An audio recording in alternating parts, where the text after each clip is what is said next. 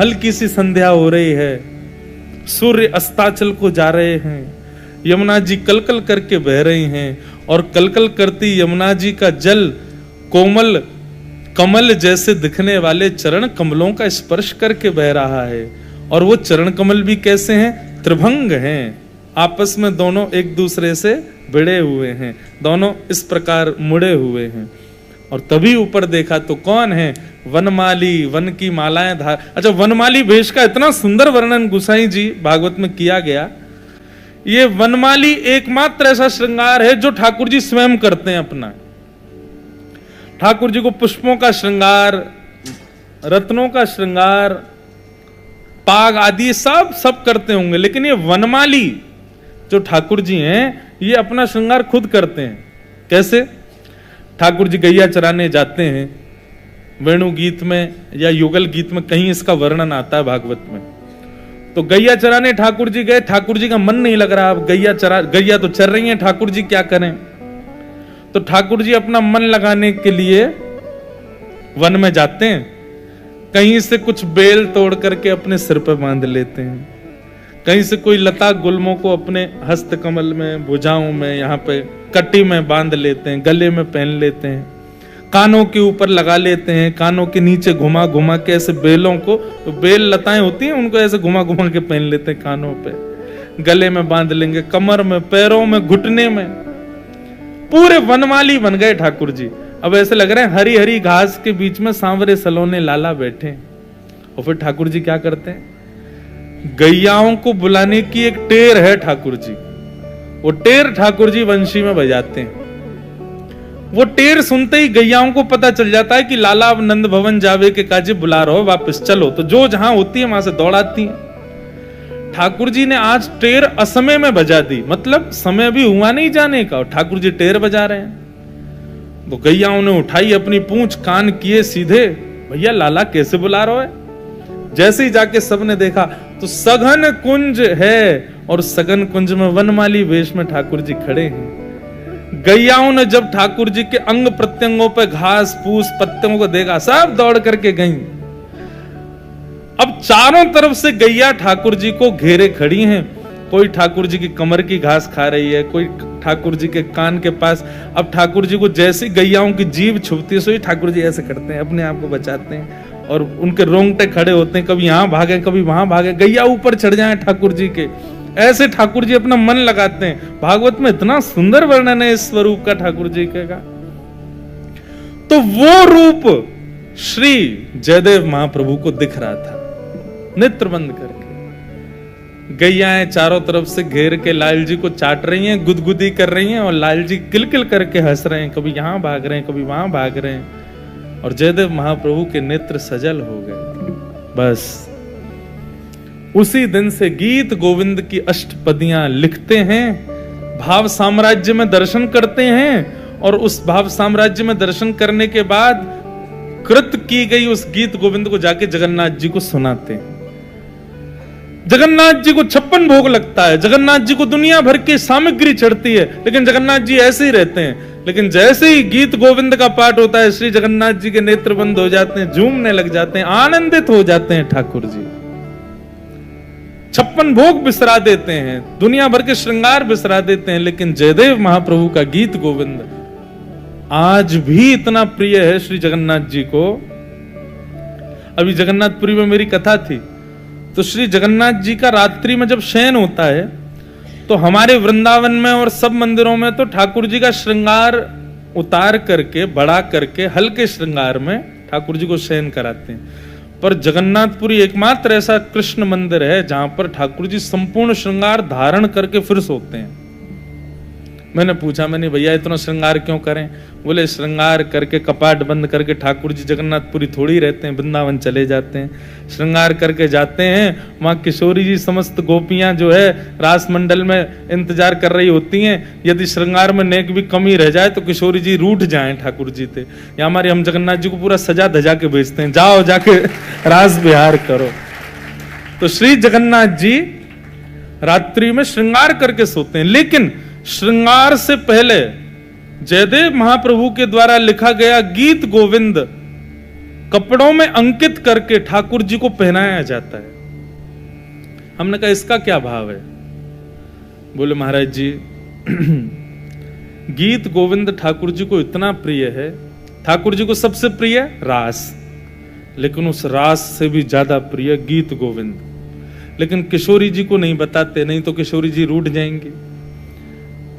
अगर हम ठाकुर जी को गीत गोविंद नहीं पहरावें और यदि किसी भक्त ने रात्रि में गीत गोविंद का गान कर दिया तो ठाकुर जी रास बिहार छोड़ के भाग जाते हैं और वहां गीत गोविंद सुनने लग जाते हैं, जो भी गीत गोविंद गाता है। तब से श्री जी ने वहां के पुजारियों को आज्ञा की, सुनो ये रास बिहार छोड़ के भागते हैं रात में, कौन गीत गोविंद गाता है? बोले अब तो कोई भी गा सकता है, ऐसा कुछ करो ये रास बिहार से जाए नहीं। तब से गीत गोविंद ठाकुर जी को लपेट दिया जाता है पूरे अंग प्रत्यंगों में, ताकि ठाकुर जी रास बिहार छोड़ के नहीं भागे।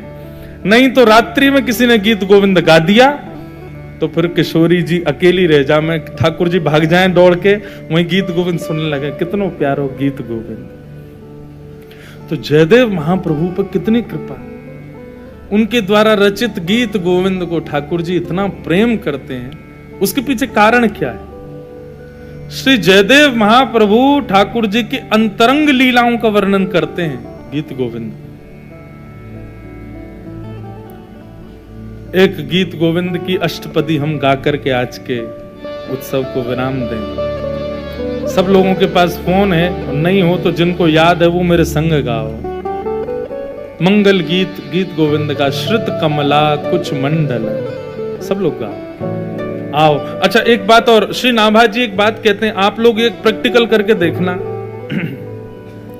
नाभा जी कहते हैं ता सुनवे राधा रमण अवश्य पधारे। भक्तमाल जी में वर्णन है। भक्तमाल जी में नाभा गोस्वामी कहते हैं यदि कोई व्यक्ति गीत गोविंद का पाठ करे तो एक बात नाभा जी की मान लीजिएगा, सामने एक आसन बिछा देना, खाली शुद्ध आसन, और भाव रखना कि श्याम सुंदर आप आके विराजो, हे राधा रमन जी आप इस पर विराजो, और फिर गीत गोविंद गाना। 1 महीना 2 महीना 6 महीना 10 महीना गाते गाते एक दिन आपको अनुभव होगा कि वो आसन बैठे हैं ठाकुर जी और सुन रहे हैं। और इसका प्रमाण देते हुए नाभा गोस्वामी कहते हैं मुगलों के एक मुस्लिम व्यक्ति थे, उन्होंने जाकर के किसी से पूछा कि मुझे तुम्हारे खुदा का दर्शन करना है। तो एक हिंदू व्यक्ति ने गीत गोविंद दे दिया, लो हमारे ठाकुर जी इसी में विराज रहे हैं, क्या करना है? बोले कुछ नहीं, बस रोज आसन लगाना और ये सोचना कि हमारे ठाकुर जी आके बैठ गए, फिर गीत गोविंद का पाठ करना। तो मुस्लिम भक्त था, मुस्लिम व्यक्ति था, रोज आसन लगाता और गीत गोविंद का पाठ करता। गीत गोविंद का पाठ करते करते बोले कभी ना कभी होंगे 5-10 महीने में दर्शन ठाकुर जी पधारेंगे। परंतु एक बार वो इतनी जल्दी में था कि गीत गोविंद का पाठ नहीं कर पाया, सीधे अपने घोड़े पर बैठा दौड़ने लगा। अब गीत गोविंद उसको याद हो गया था, उसने मन में विचार किया आज तो मैंने पाठ ही नहीं किया, कोई बात नहीं अब मैं घोड़े पर ही बैठे बैठे कर लेता हूं। तो जैसे ही उसने गीत गोविंद गाना शुरू किया घोड़े के ऊपर, तभी क्या देखता है, नन्हे से सांवले से ठाकुर जी भुजा उठा करके उल्टे दौड़ रहे हैं घोड़े के आगे और उससे गीत गोविंद सुनते हुए जा रहे हैं। उस मौलवी ने तुरंत अपना घोड़ा रोका, सामने देखा नन्हा सा नील कमल जैसा बालक उतर के गया। आप कौन? ठाकुर जी बोले आज तेने आसन ना लगाया हमारे काजे, तेने आसन ना दियो या हमारे हम दौड़ दौड़ के सुन रहे। अरे आप ठाकुर जी, बस ये बात कहते ही उसने प्राण त्याग दिया, ठाकुर जी में विलीन हो गया। इतना प्रिय है गीत गोविंद। अभी भी हम गीत गोविंद गाएंगे ना, निश्चित ही श्री जगन्नाथ जी आएंगे, यहां पर बैठेंगे, विराजेंगे, सुनेंगे। नाभा जी कहते हैं ता सुनवे राधा रमण अवस पधारे। जरूर आते हैं ठाकुर जी, सब लोग का। श्रित कमला कुच मंडल धृत कुंडल धृत कुंडल ललित कलित वनमाल जय जय देव हरे। ललित ललित गुणमा जय जय देव। अच्छा, इस अष्टपदी की एक और खासियत बताऊं। आप लोग इस अष्टपदी के विश्राम में क्या गा रहे हैं? जय जय देव हरे। जयदेव महाप्रभु खुद को ही जय कर रहे हैं यहां पर? नहीं। जब ये पंक्ति जाकर के जयदेव महाप्रभु ने जगन्नाथ प्रभु के सामने गाई, श्रित कमला कुच मंडल धृत कुंडल ए कलित ललित वन माल, बस इसके बाद गाने वाले थे जय जगदीश हरे। लेकिन उनके जय जगदीश बोलने से पहले जगन्नाथ जी गा उठे जय जय देव हरे। ललित ललित वनमाल जय जय देव हरे। हाँ, दिन मणि मंडल मंडन भवखंडन भवखंडन मुनि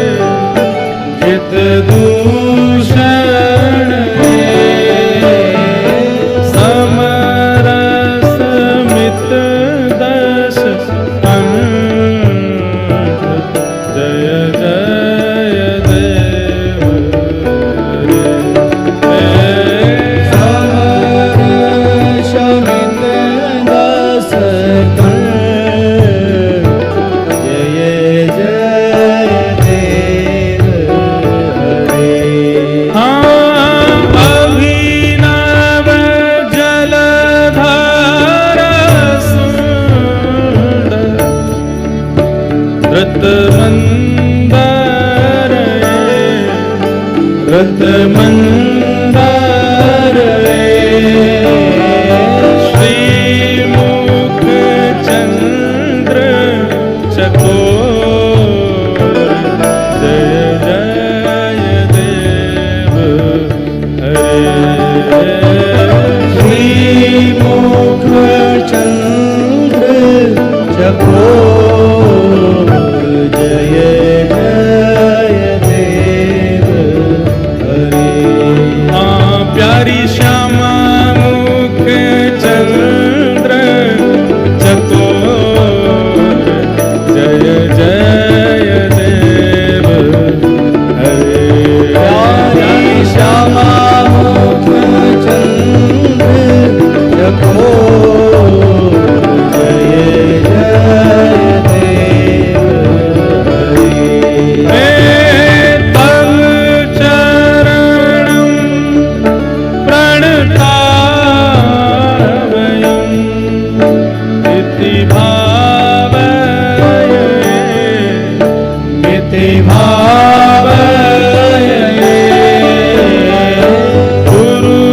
गुरुकुशलं प्रणतेषु जय जय देव हरे हाँ गुरुकुशलं प्रणतेषु जय जय देव हरे। हे श्री जय देव कवेर इदं कुरुते मुदं कुरुते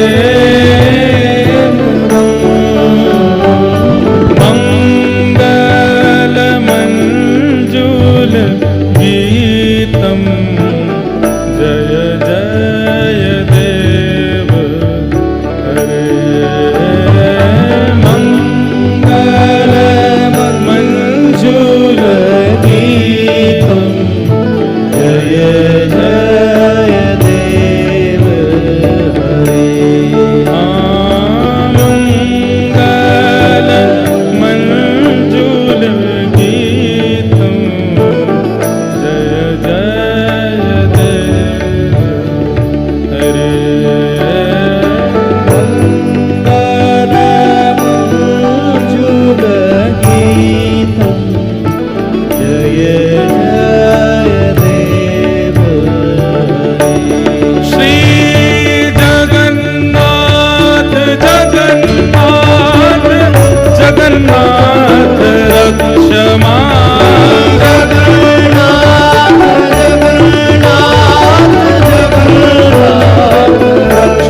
श्री जगन्नाथ जगन्नाथ जगन्नाथ रक्षमा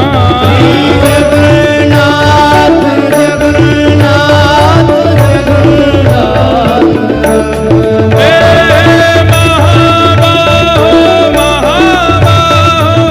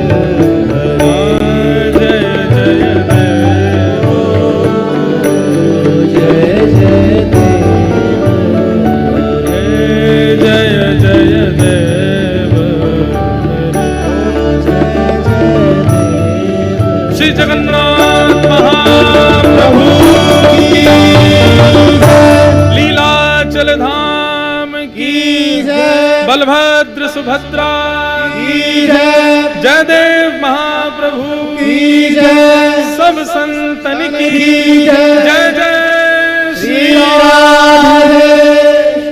ऐसे जयदेव महाप्रभु ने अपने भाव उद्गार प्रकट करके जगन्नाथ जी को अति प्रसन्न किया।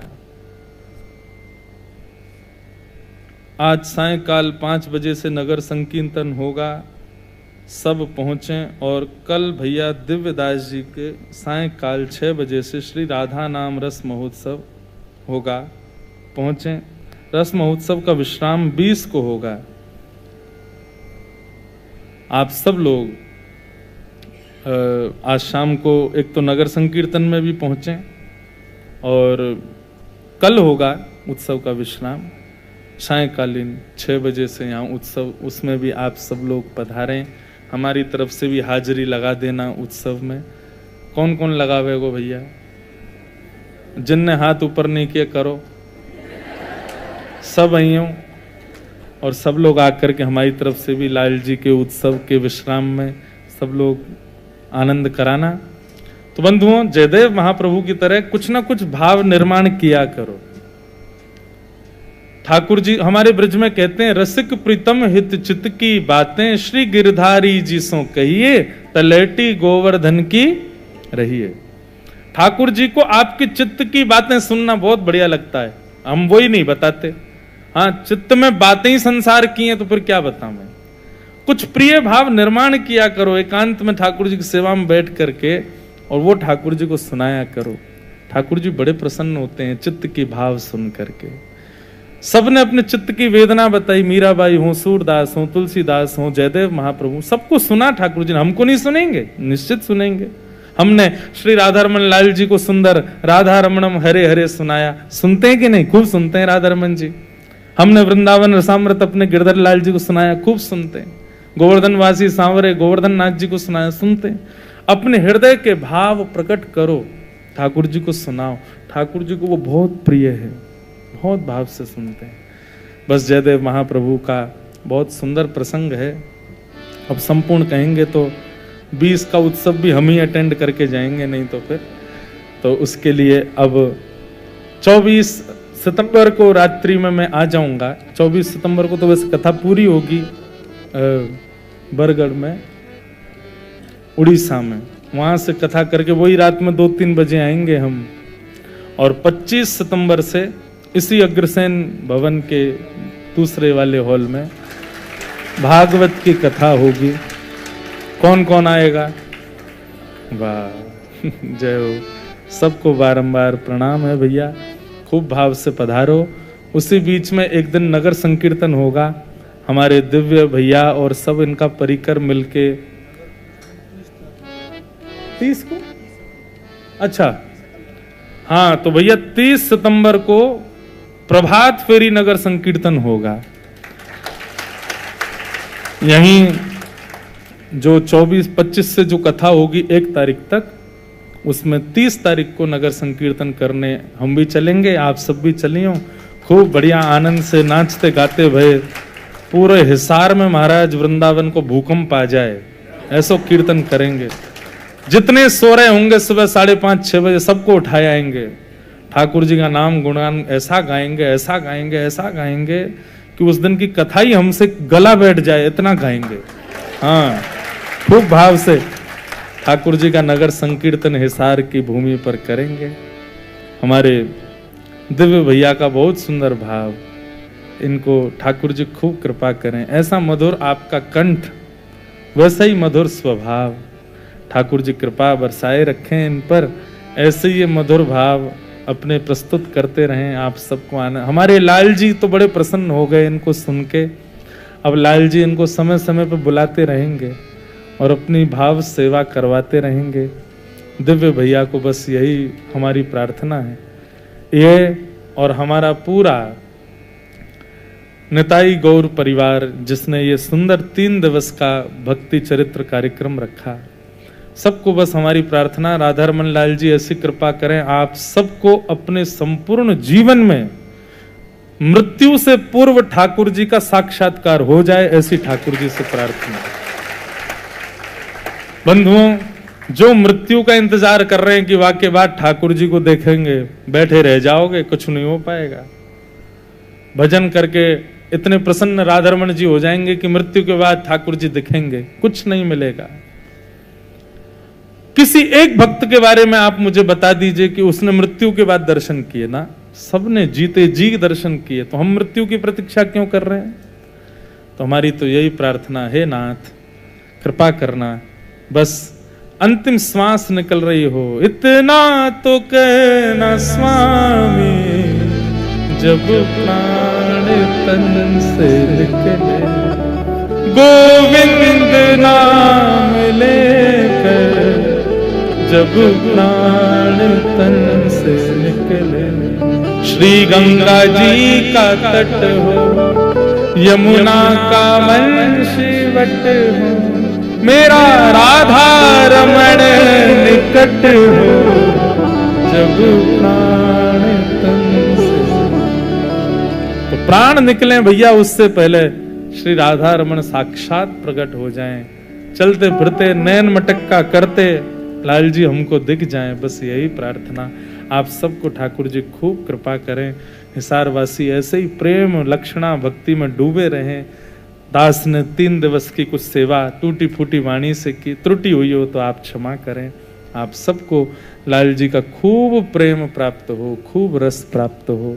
हमारे दिव्य भैया ऐसे ही खूब मधुर वाणी संकीर्तन से ऐसी अलग जगह में, जैसे चैतन्य महाप्रभु जब कीर्तन करते थे तो जड़ चेतन और वंचर जीव भी उस कीर्तन में आनंद निमग्न हो जाते थे उनके स्वर को सुन करके। ऐसा स्वर भाव साम्राज्य आप प्रकट करें, बस यही प्रार्थना है हमारे श्री राधारमण लाल जी से।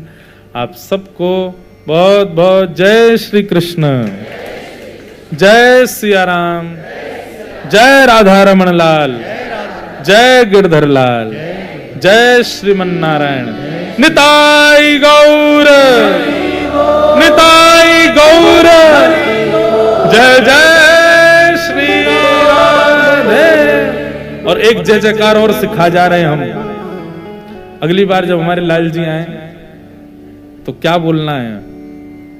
हम बोलेंगे पूछरी के लौटा की हुप हुप प्यारे। एक बार और करियो, हैं? हुप हुप 2 बार, फिर प्यारे जोर से। अच्छा, इसका पहले भाव समझो क्यों है ऐसा। ठाकुर जी ने गिरिराज जी उठाए तो गिरिराज जी यूं ही नहीं उठा लिए, यूं ही रहे, बस स्तब्ध हो गए।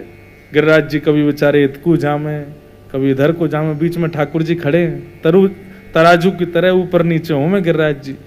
तो सब ब्रजवासी अपने अपने लठ लेके गए भीतर, और जहां को गिरिराज जी दबे वहीं से सब लगामे हुप हुप, और जैसे ही जोर लगामे अपनी लठन पे, सोई गिरिराज जी ऊपर है जाए। सब कहे ओ प्यारे उठ गए, जय हो। अब पल्लंग को गिरन लगे तो पल्लंग वारे उठा में, तब सब बोले पूछरी के लौटा की हुप हुप प्यारे।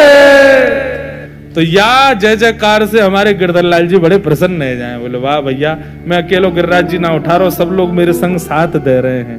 तो आप सबन को बारंबार प्रणाम, सबको जय श्री कृष्ण। वृंदावन से खूब स्नेह आपको प्राप्त होता रहे। हमारे गोसाई जी आज पधारे, मानो साक्षात राधारमण जी पधार गए। आपको बारंबार प्रणाम। हमारे सब गंधर्वजन, हमारे सब विप्रजन, हमारे राधा बिहारी लाल जो यहाँ विराज रहे, इतने सुंदर, इनको भी बारंबार, बेचारे रोज कथा जबरदस्ती सुन रहे, जैसी तैसी मैंने कही यहाँ बैठ के। हमारे लाला ना टिके इतनी देर, वो टिके तो कुछ ना कुछ कर दें, लेकिन लाल जी रोज सुन रहे। आपको भी प्रणाम। सब माताएं बहनें, हमारे सब भाई लोग, जितने वैष्णव परिकर के यहाँ जो जो लोग विराज रहे हैं, हमारे सब निताई गौर परिवार, सब बालक, इतना प्रेम 3 दिन में आप सब ने दिया, उस सब के लिए हम सदा ऋणी रहेंगे। आप सबको बारंबार प्रणाम करते हुए और अपनी वाणी को विराम देते हैं। जय जय श्री राम।